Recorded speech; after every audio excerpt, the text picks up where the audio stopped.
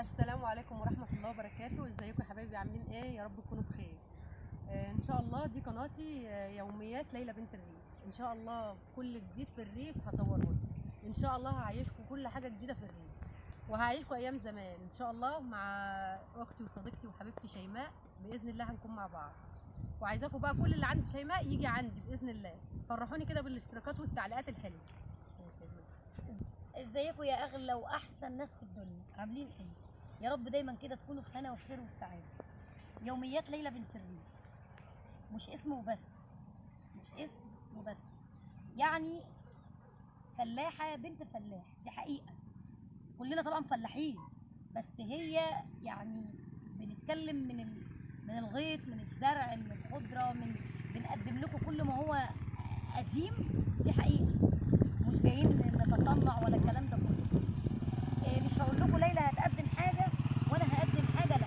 اللي هتلاقوا عندي ناقص هتلاقوا عند ليلى، واللي هتلاقوا ناقص هنا، يعني الاثنين قناه هيكملوا بعض ان شاء الله باذن الله. احنا الاثنين باذن الله هنكمل بعض. فبطلب من كل حبايبي ومشتركيني ومتابعيني الغاليين ينوروا ليلى.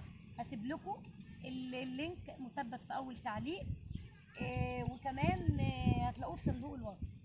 فين صندوق الوصف ده يا شيماء؟ عشان في ناس ما تعرفش، اضغطوا على العنوان وبعدين كلمه المزيد هتلاقوا صندوق الوصف، هتلاقوا اللينك فيه، وهتلاقوه مثبت في اول تعليق.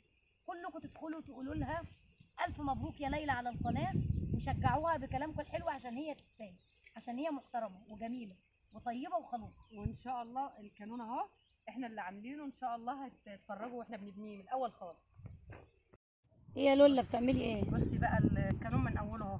ماشي. دي كده بعمل الطين ده عشان الكانون ما يتهزش وما يقعش. تمام.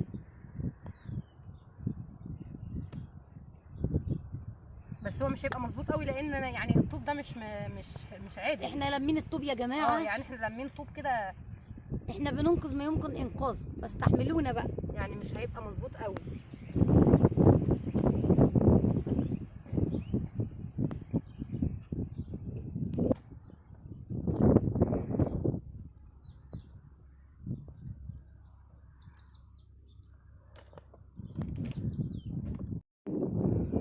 بس بقى حلو قوي يا ليلى ما شاء الله. بس هو مش هيبقى زي القوانين بقى اللي بتبقى في البيوت، لان ده احنا طوب احنا لمينه وحاجات احنا لمينها كده من الارض. ده انتوا هتشوفوا الفيديو عندي يا جماعه في القناه واحنا بنلم الخشب وبنلم الطوب. بصوا بقى، يعني هو عايزه اقول لكم ايه، احنا بادئين من الصفر. يعني لو لقيتوا القانون ده مش مظبوط قوي، فده حتت طوب، حتت مش قوالب طوب، ده حتت. المهم يا ليلى ان احنا نبقى يعني مبسوطين، وحاجه نعمل عليها الاكل وبس. احنا عايزين نعيشهم من الاجواء نفسها بتاعت الريف، اللي هو لا مش تعملي حاجه وخلاص، لا احنا عايزين نعيشهم الاجواء نفسها بتاعت الريف، وازاي بيعملوا القانون من اوله بقى. كل حاجه هنوريها لكم من اولها ان شاء الله باذن الله.